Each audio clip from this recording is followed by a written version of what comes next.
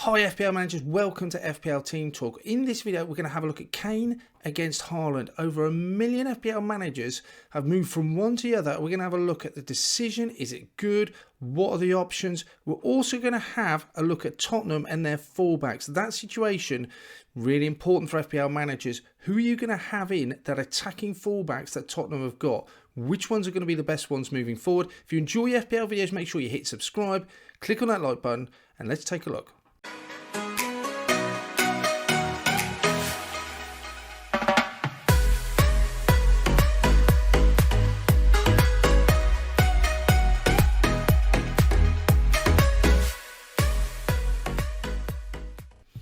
Okay, let's talk about Kane and let's talk about Haaland then.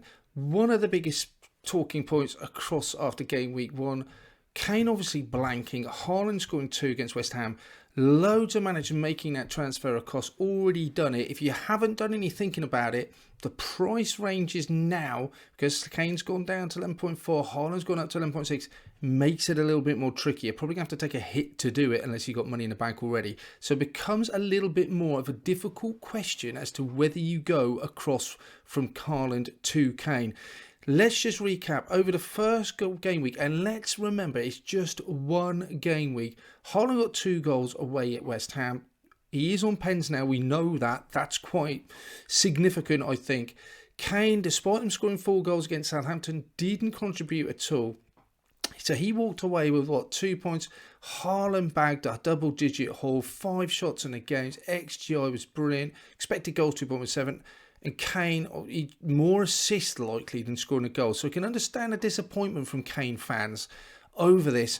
And then you've got these fixtures as well, which just, I don't know, they make you shudder a little bit if you're a Kane owner right now and you haven't got Haaland. Kane's fixtures are away at Chelsea. Now, we know he can score against absolutely anyone. We know, I'm not here to have a debate about how good Kane is. We just know he's phenomenal. He is internationally brilliant. Domestically, he's scored so many goals. Tottenham look a much stronger side than they did last season. He's going to score goals and he's going to get chances. Chelsea away will be a difficult game. You've got Wolves at home, then you've got Forest, West Ham and Fulham. So 2 newly promoted sides, and you could argue an out of sorts Wolves team. You've got 3 of those in the next 5 games. So those look decent fixtures. Now on the face of it, Haaland's looks really nice as well. Bournemouth at home, I don't think we can have a much better fixture than that. Away at Newcastle, I think is tricky. At home to Palace, they've slipped up before in the past. Home to Forest looks great as well, and away at Villa. I don't necessarily agree with the FDR here and on these green fixtures. I don't think Palace is a green fixture. Finished, 10th last year? They are a grey fixture for me. They're a decent side. And away at Villa will not be an easy match either. For me, they're a grey. So when you look at this, I don't think Kane's fixtures are much worse. If anything, I could argue they're slightly better than Haaland. It's just this game week 2, which is a little bit of a banana skin to say the least for Kane owners.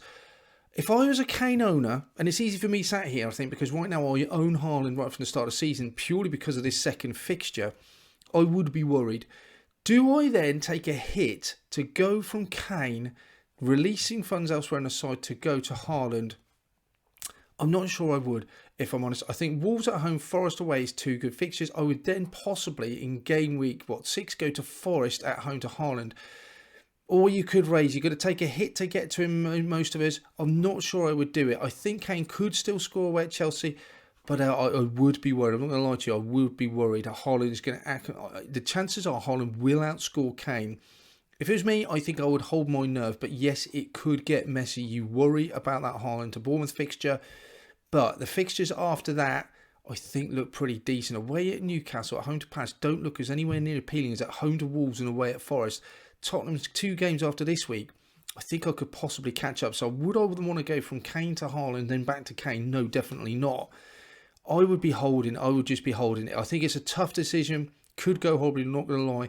If it was me, and easy, like I said, to say, I've got Haaland purely for this game 2 week fixture, and I'm really pleased it's worked out.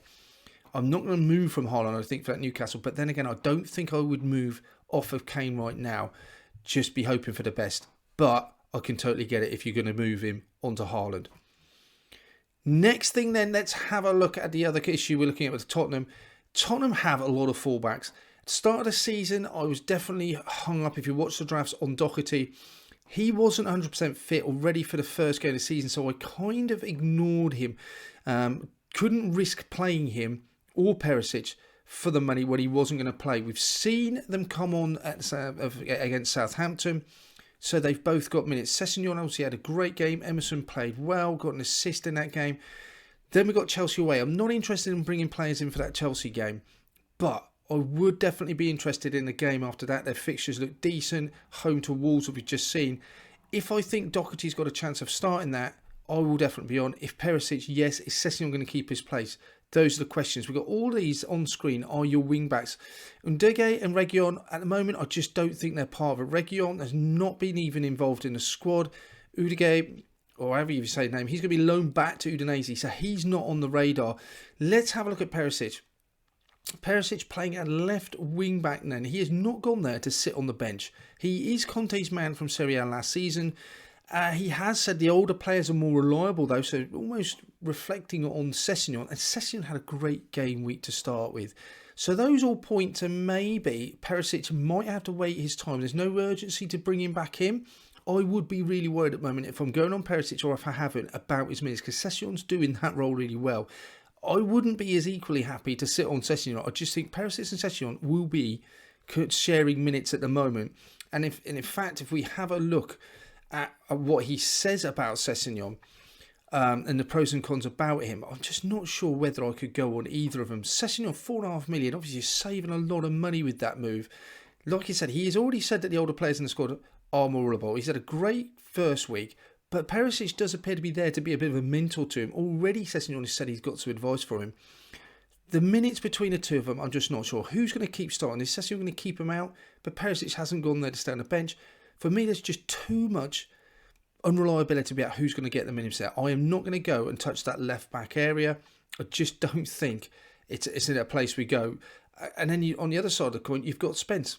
Spence has been brought into the club from Middlesbrough. He plays on the right wing. Doherty and Emerson are clearly his adversaries there. He's competing with them. He's not Conte's man though. Conte has purely said the club has bought him. It's not anyone he knows a great deal about, he said. But he is one for the future and understands why they bought him. So for me, Spence is out of the picture. If he gets minutes, it will be later on in the season. It might be in the EFL Cup. Who else could be playing at your right back? Doherty is a real possibility and potential. He isn't 100% fit at the moment. He played the last pre-season he started. Then he got minutes in the first game. Emerson is on the transfer list. They're trying to get rid of him. Pre-season, he had minutes. Last season, he was phenomenal if you owned him for that 10-game stretch towards the end of the season. But he is a little bit injury-prone, so that's a worry. So maybe they're sort of treating him with cotton wool a little bit. If he starts against Chelsea, or if he plays a good chunk of that Chelsea game, and there's indications he starts the match against Wolves, I'm really tempted to bring him in. I'm definitely looking at Doherty as my man to bring him. Because as we've seen, his only other competition is Spence, who Conte doesn't know a lot about. And his other competition is going to be Emerson. Emerson started against Southampton. However, even though he looked pretty good and picked up points there, he is for sale. There's lots of talk about him going. And Conte just clearly prefers Doherty. And to Spence, it seems to me, he's just going to be the backup. So for me right now, Doherty seems the one. He's cheaper than Perisic. Sessegnon doing well. He prefers the older guys. He has said, not the older guys, but the guys from last year can be more relied on.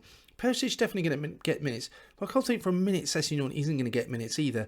So both of those rotation risks. For me, Doherty's got that position nailed as soon as he is fit. I'm looking to see if he's going to get minutes against Chelsea. Then is there going to be some indication that he'll come in and start against Wolves? If I think he is, Doherty's the man for me.